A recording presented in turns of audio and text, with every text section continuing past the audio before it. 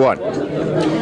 The officials who bought crack today were asked about the value of staging yet another media event surrounding the drug. They apparently feel it was worth it, saying that there's too much crack on the streets and too few people going to jail for selling it. On the west side of Manhattan, Art McFarland, Channel 7 Eyewitness News.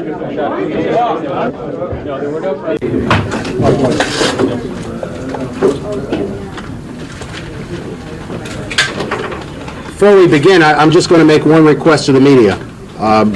My name is Bob Stutman. I'm agent in charge for DEA. We have shot some tape of the buys that are going down. The agreement we had with the pool reporter was that no agents' faces would be shown. If by mistake something slips through, I would ask each of you to please, there are 3 female agents out there. If their faces were shown, they are going out tonight working undercover again. It could cost any of them their lives. So we would ask, please, that you use... Okay, today, in order to demonstrate the issue of crack in New York and the potential for it becoming a new national problem, the gentleman at the table accompanied DEA undercover agents to certain areas of New York to show what the crack scene was like. I will introduce them now, and they will take over. The gentleman on the far left is Chief Frank Hall, who's Chief of the Narcotics Bureau for the New York City Police Department. The gentleman to the next to him, the painter, is Chairman Benjamin Baer, who is Chairman of the U.S. Parole Commission. The gentleman seated next to him, of course, in the unusual attire for his office, is the U.S. Attorney for the Southern District, Mr. Rudolph Giuliani. And the gentleman to my immediate left, who I will now introduce, is U.S. Senator Alfonse. Senator.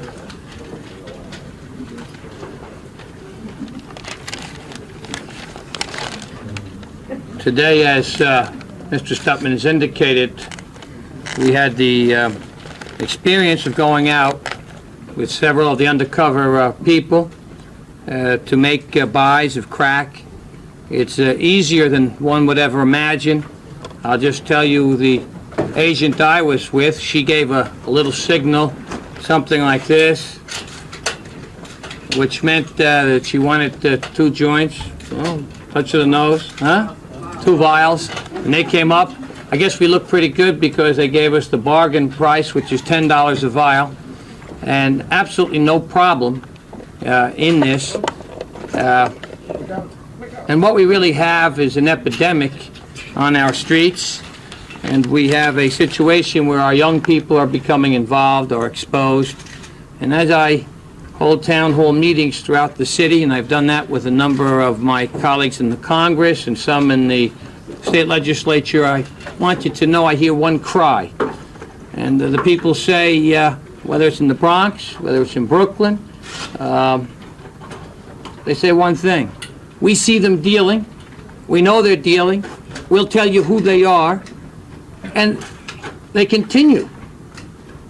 And my friends and ladies and gentlemen, let me tell you something. That is exactly what's going on, and people are losing faith. And it's not the police. It's not our drug enforcement team. They are making more arrests than ever before.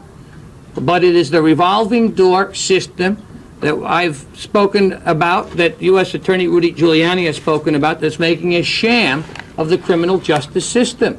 An absolute sham. Here's one of the characters, and I say character involved. It would be funny if it weren't so prophetic. This fellow's Jerome Harrison, 27 years old. This rap sheet is 27 pages. Let me just read to you. He's been arrested in every kind of thing imaginable. 7/23/85, possession of narcotics, intent to sell. He pled guilty, a felony. He got 90 days maximum. 9/23, 2 months thereafter. Same thing, criminal possession, narcotics, drugs, intent to sell, Class B felony. Do you know what he got? 30 days maximum. So we improve. We go from 90 days to 30 days. And then thereafter, 4 months later, he was convicted upon a plea of guilty of the following charges. Same thing, criminal solicitation, possession, narcotics, intent to sell. They gave him probation. So instead of getting better, here it is. That's the criminal justice system. Here's the fellow who for all these years has committed crime after crime after crime, and the most he spent is 90 days in jail. Why, you know, you'll make a mockery of the system, and the system continues. That's this one fellow. Now, they just got him in the federal court. Mr. Giuliani's office did. They convicted him of selling drugs within 1,000 feet of a school. He faces now up to 30 years. It's going to be the first time that he gets anything more than 90 days. Now, if you want to know why the people are angry, it's they shouldn't be directing that anger towards our law enforcement officials. They're out there, these narcotics agents, our police officers, they're making their arrests. They made 56,000 arrests on narcotics last year, and Rudy will give you some of the facts. And I think one of the most incredible things is that only 5,000 people spent more than one night in jail. So when people say, we see them right back out on the street, they're right. They're arresting them faster, with more frequency than ever before. We have a breakdown, and I know I'm going to have the chief administrator and whatnot, and he's a friend of mine, the presiding judge, so you shouldn't say it. But I want to tell you something. Our court system here, particularly in the city, is in shambles. Absolutely in shambles. You have a revolving door, and we put them right back out there. And so there is no penalty if you're caught selling. The profits are great. We encourage them. And that's why we have to say that we need more than just the legislative efforts that I'm pushing for on the federal level. And we'll be meeting with Attorney General Meese. He's promised us strong support to increase the minimum penalties. And we want minimums. We want to see to it that when someone is arrested, why, by God, they not be paroled back out onto the street, that there's a minimum sentence. And you know, the first duty of government is to protect the public. And when we fail in that, we fail in everything else. If government can't do that, protect its people, why then most other things become meaningless. I am convinced after just a short time in one small segment of our community to see dealer after dealer. Now, there were several who wouldn't buy. For whatever reason, maybe they wouldn't sell. They were a little bit nervous, etc., but it's there. You can pick it up. They didn't know us. Just give them a signal, and, you know, it's there. And I tell you, it's about time that all of those who have anything to do with public office, I think the people have got to really raise their voices and say, by God, we want you to hold them. You got people who are selling. When they bring them in, don't put them back out on that street. We have a right to see to it that we turn this around. It's not being done. I think we can do it. And we're proposing some laws, I think, that will make a difference. But we have to get a difference in the attitude. And I'm also going to ask the chief judge in the city to sit down with us and to talk to us about this. If they've got a problem with space, then my God, that shouldn't be the court's problem. That's the problem of those in government to provide them with the facilities to see that there's sufficient cells. And the people have a right to see to it that these criminals, and that's what they are, who are really preying on our young people and who create so much of the crime, are taken off the streets. So I thank you, Bob Stutman, and your people for giving us the opportunity firsthand to see the tragedies that are taking place in our neighborhood. And once again, don't blame the police officers. They're making more arrests. They're dedicated. They're out there. And I want to tell you, if I was one of them, it's got to be pretty disheartening to see the same guy that you arrested in the morning out there in the afternoon doing the same kind of thing. And the statistics, only 5,000 out of the 56,000 arrested for narcotics last year were held more than one night. That's a shame. Senator, before you step down, could you just explain to us what the experience was like when we saw you far away, but what happened when you pulled in the street? Well, I was a little concerned, but I have this wonderful agent there, and she told me exactly what was going to take place. She said, you know, I Senator, don't get out of the car. And Mr. Stutman told me that, but she just gave us one of these, a nose job and that, and he nodded, he looked, he went back up into the house. He obviously did not have the drugs on him, and there are two little blue capsules. I turned the evidence in, came back out, I handed him the $20, he gave me the two vials, and that was it. Is that the typical price? The typical price is, generally it's $10 if they see if you're from out of town. You got a lot of New Jerseyites who come on, and depends if they can hustle you for a couple more dollars. I guess the people from Jersey look like they can be hustled for a few more dollars. They come a little farther for it. They look at the license plates, and they'll try to get $20 for a little vial. But the going price is $10, and I've been given to understand that they'll start the kids off for nothing. They'll give it to them for nothing, or for a little as $3, because once they try it, they're hooked. That's a real tragedy. Not difficult. Were you shocked at how easy it was for you to get it?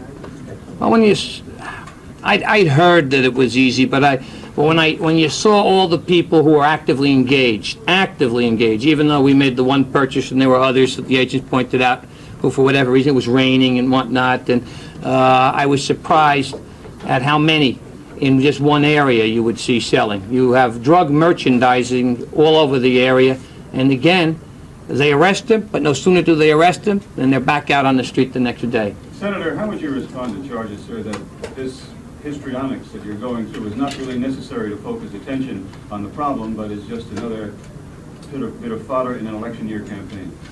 My friend, the 56,000 people who are arrested for this, and the tens of thousands who are out there, and the youngsters who are being entrapped into the incredible plague of the drug epidemic, has been taking place for far too long.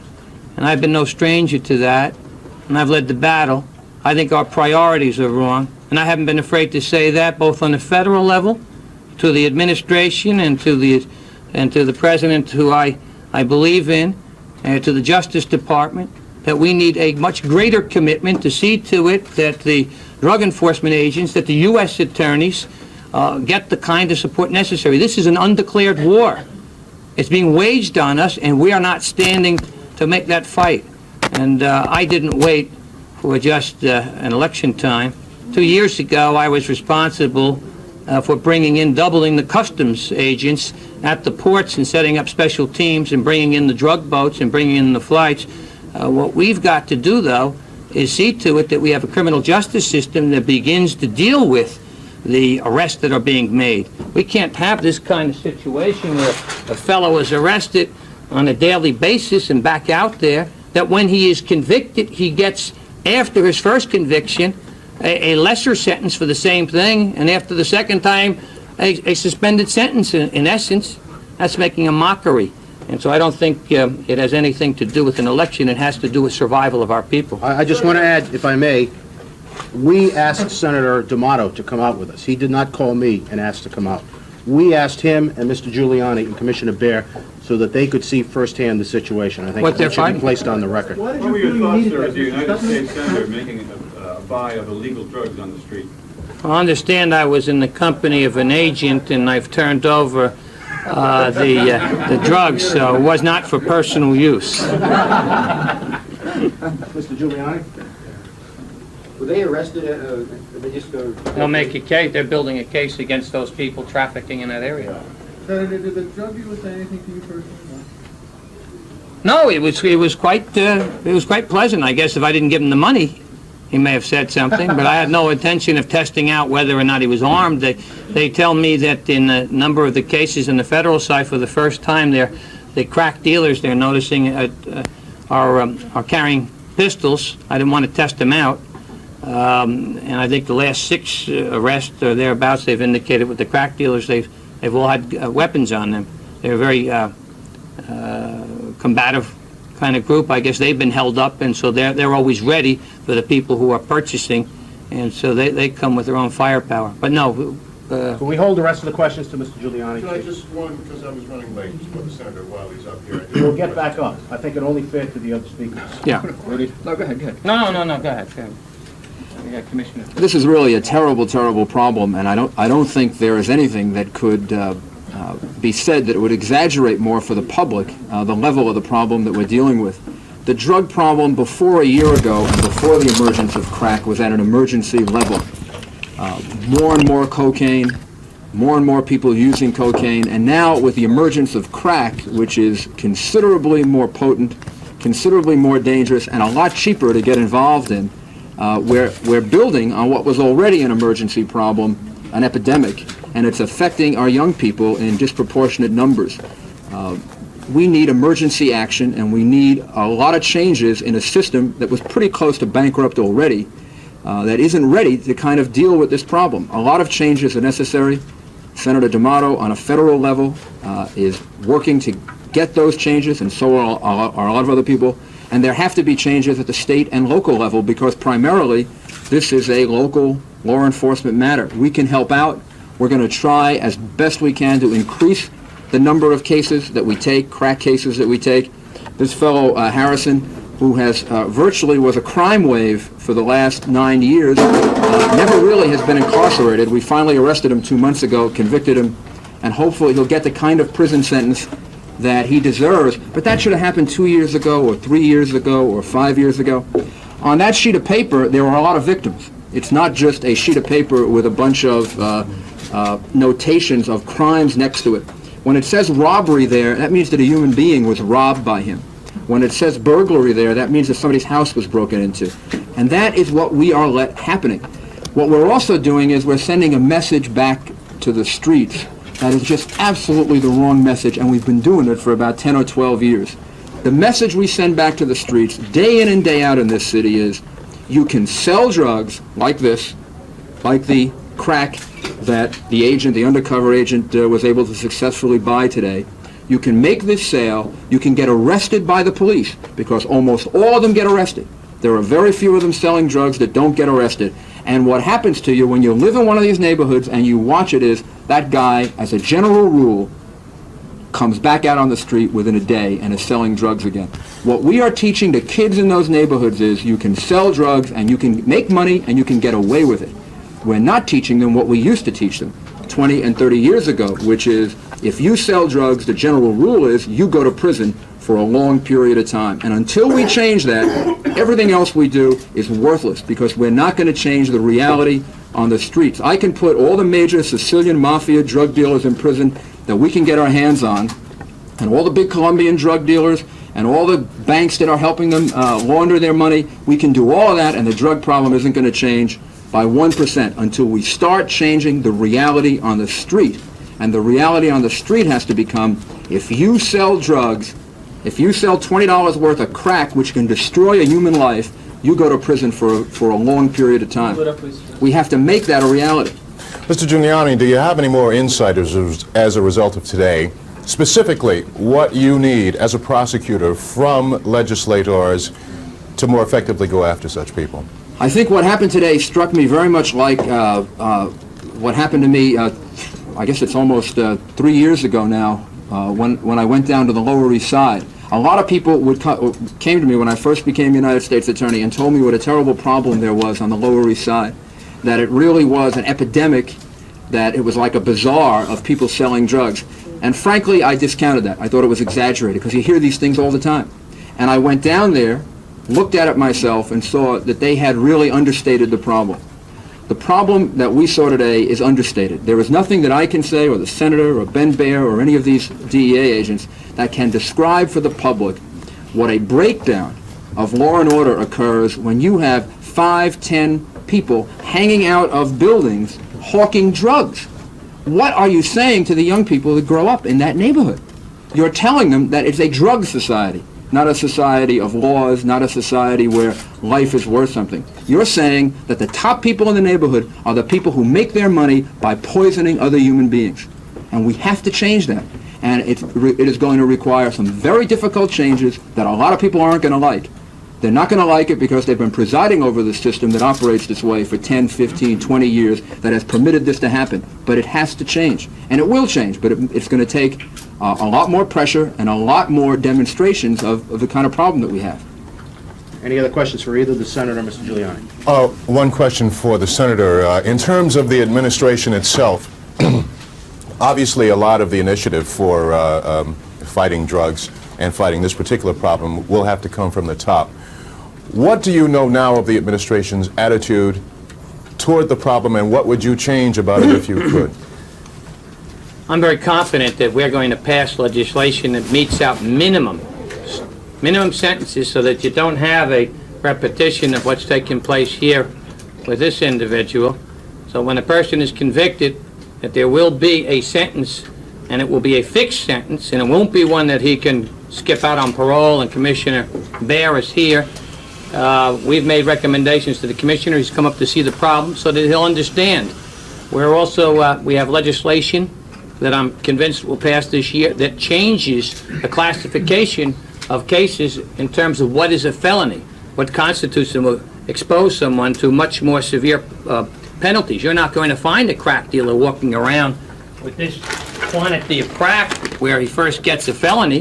They walk around with 15 of these doses, and that's $150. And right now, that's nothing. That's a misdemeanor for him. Well, we're going to go after, and it's going to be treated like a felony. He's going to have to face a real sentence. And then we can hope that by way of example and saying that what we're doing on the federal level to get our court system working in this battle, that you've got to do the same thing here in the state and here in the city.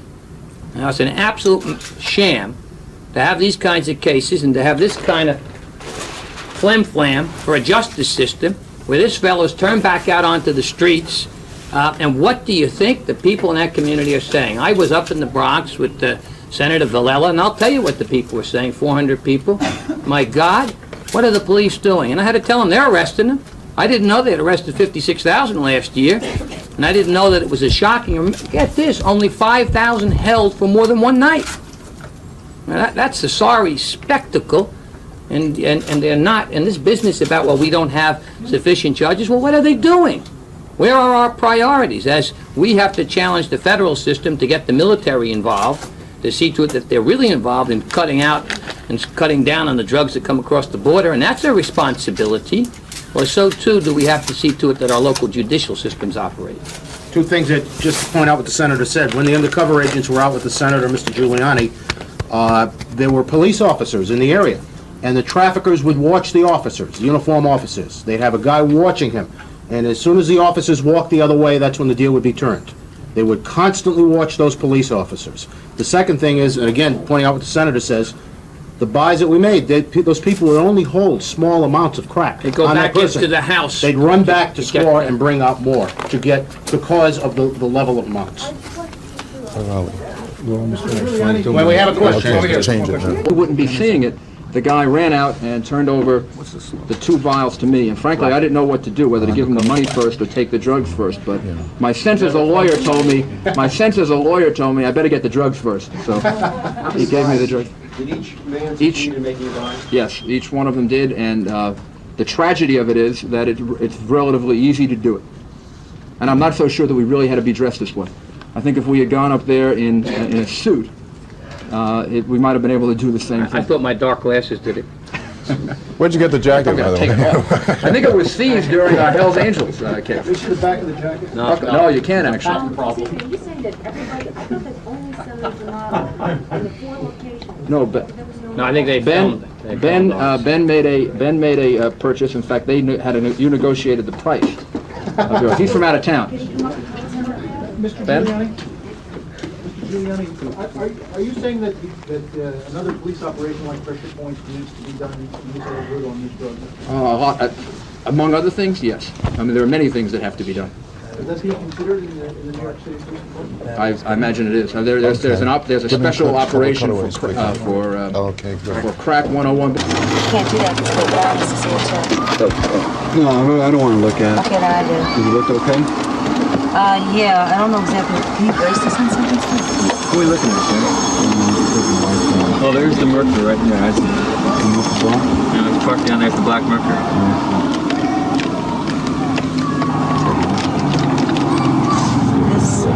That's the motto on the black Mercury. You said that was it? Yeah, that's the car.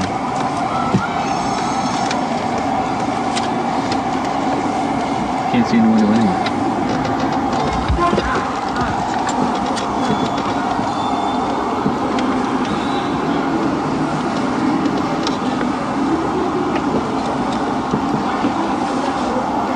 Good shot of it, that's for sure, Brian. The one thing, we gotta just make sure we don't get any women's faces. It's true, Can't see through the window. At all. No. Did they go inside yet? Inside, everything. They're just going to stay in the car. My understanding was it was staying in the car, and the whole point of it was how people See if somebody comes up, car's moving. D'Amato's car's moving up. Oh, I see. He's going to buy something. Oh, I see. He just made it back. Just made it back. Did you roll on that, Brian? He's moving out. There's the guy now. See him? White guy? Yeah. Yeah. Is that a... beard. White guy with a beard, standing with his hands behind his back, sort of. Yeah, but is he an agent or is he a seller? No, he was a seller. He just made a sale. He looks like he's moving out again. Ronald the bus. Yeah, he's moving. Black guy. You mean the guy who's talking to the black guy is the guy who made the sale? Right. Yeah. The guy with the plaid shirt or something on. Yeah, without sleeves. This is the guy right here. We're looking at him. Yeah, that's him. Walking away now. Who did he just sell to? To D'Amato.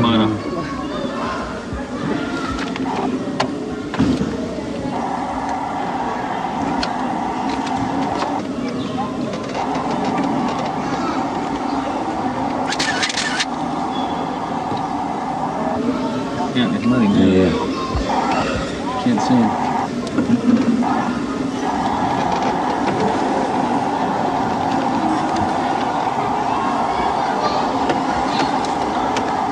Can you see him, Brian? Yeah.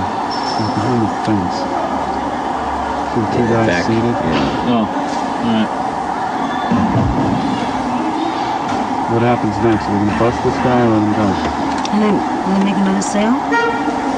D'Amato bought. You bought? Yeah. Yep. Okay, let's go. Go ahead, Al. So that was 160. Next location is 60. Whoa! Everybody hang on. Okay. The monitors. 62. Between this avenue and the other, the Where are we? Where's 162? No, we're at 160. We go left. And Amsterdam. Go down to 62. That's where we just were, but is this that we're going to 162?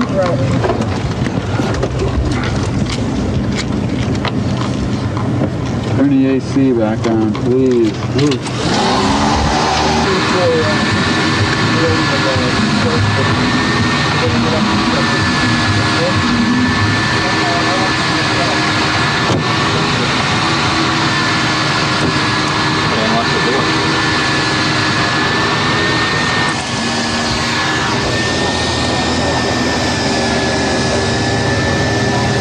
What do you got? All the coming up to the set. They're not here yet. Okay.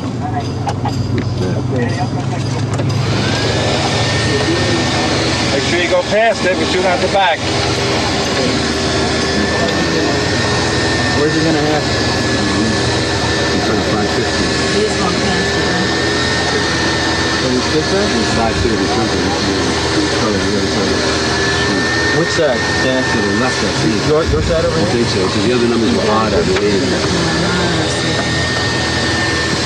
Okay, let me tilt this up again. Yeah. Right on that battery.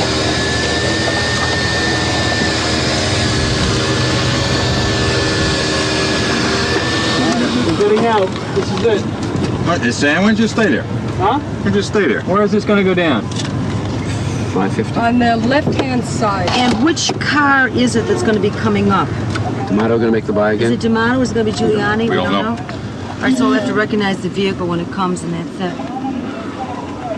What were the other two cars you said that were out there? There's the blue Grand Camaro. The blue Camaro has, Damn. that's one with Giuliani Light in it. blue. But I don't know what I'm looking at. What am I looking at? He's looking back there. Are you rolling, Brian? Yeah. Mm-hmm. Yeah? He's trying to set the scene. Oh, I see. Set the scene. Okay. They're not here yet. I think it's these kids in this blue something. Grand Am. So that's Giuliani. No. Yeah. Yes. Yeah. Yes. Yes, that is correct. This is the blue Grand Am coming? Yeah. Okay, no shake. Nobody move.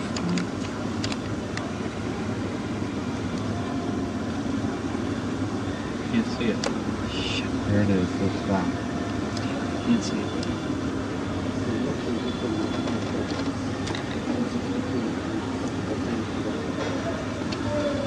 Moving.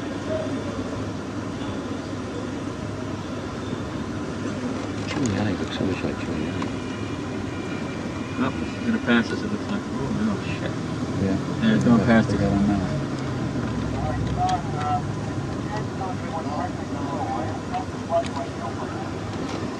All right, going in. Broadway again. Right, they're coming in. You see him, Gary? Gary, you see him? Yeah, then they're going by us. It said 164 in Amsterdam. It's right here. Black car with the windshield wipers in here?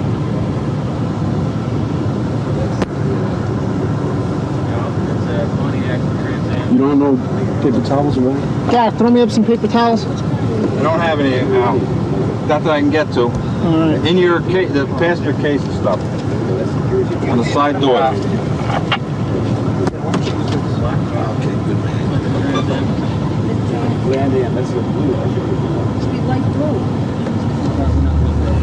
Metallic blue, that car. Grand Am is, No, that's not it.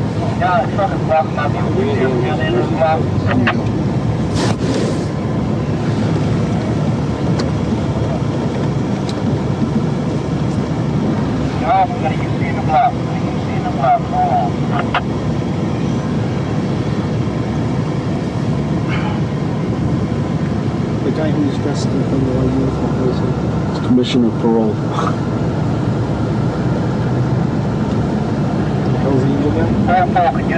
Rudolph Giuliani, U.S. Attorney. Hey, Sam? Yes. Can you look and see if that car parked is our car? Which one? Which one, Gary? Two people sitting there, and it's a Pontiac. Yeah, that's ours. That's ours. The Grand Prix this is. Yeah, it's ours. who is it then? No, that's none of the players. That's of surveillance. Okay.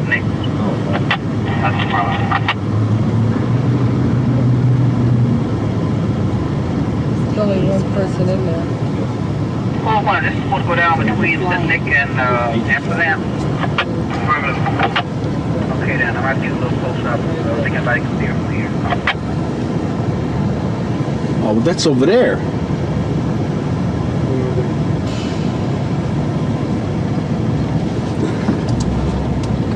Go ahead, Oliver. See if you get back. No. Hang up, we're at the third location. Back up. Negative, third location.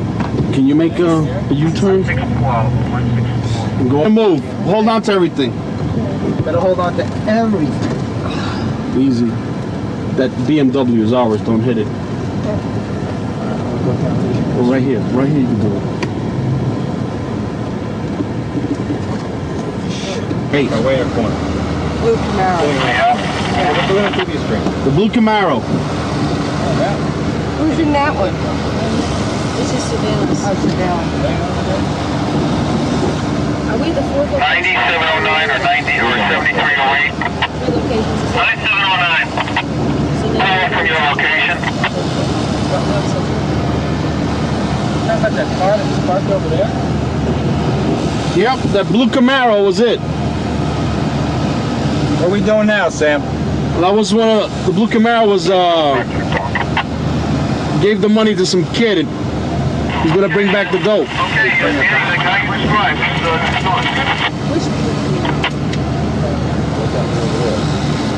Somebody just made a buy. Yeah, busted the guy in the red shirt.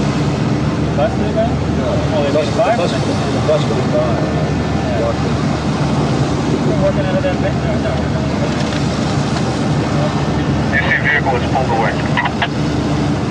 Wait, the surveillance people made the buy, or is it, Yeah. Where's the guy? Alright, George, deal went. Deal went. Okay, number unit, next team going in there is team number 2, correct? Guy in the white shirt, right? The male black with the blue shirt. Okay. The male black with the blue shirt. Black male, blue shirt. Went into the grocery store. Can you see it? George, you want us to go further down? Next location is going to be 174th Street. Now listen, Camille, one change up on the next location. Here comes the second vehicle. You go in first. See it? Okay.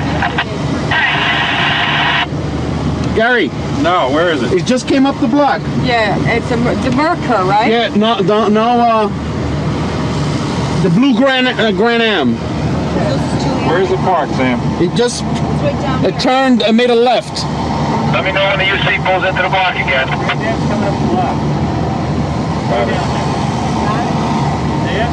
The Mercure is coming up now. Can you move back a little bit? Rolling a little. Hold it, we're gonna go back a little bit. Oh, wait a minute, car's coming up. Yeah. Hold it. Hold it. Hold it. Hold it.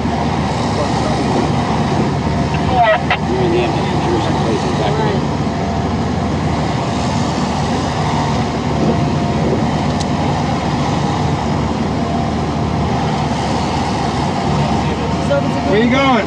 Just hold. Okay, go ahead. Leave him alone. Please stay. Crazy.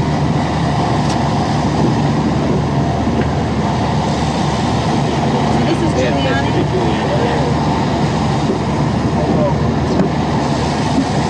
No, this is not Giuliani. This is D'Amato.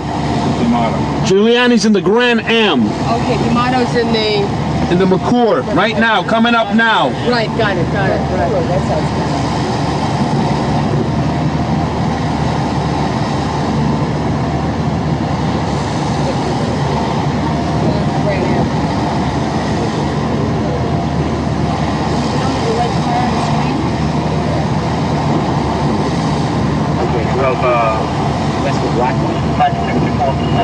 Amsterdam.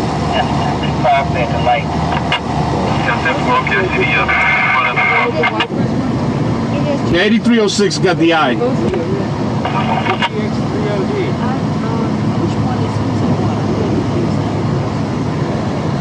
looks like a Grand Am. Which one? The female driving? Yeah. Right. Which one? Front, in the front.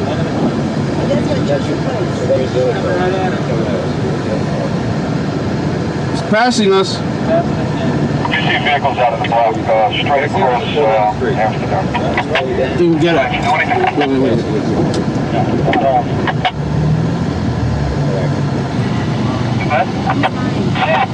Can you actually one see? change up on the next location. One change up.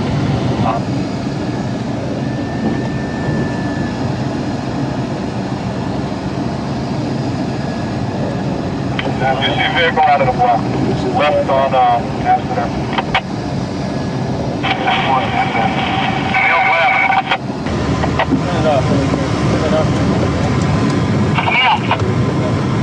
Behind this other van. Behind this trailer? No, the cable. No, the cable would be better. The periscope is high enough, no?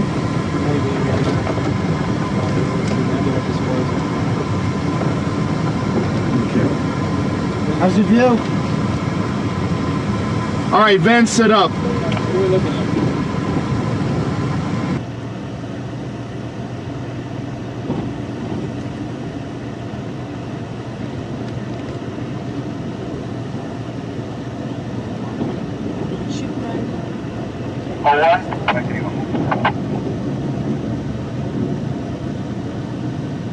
But we will make note of the grocery store.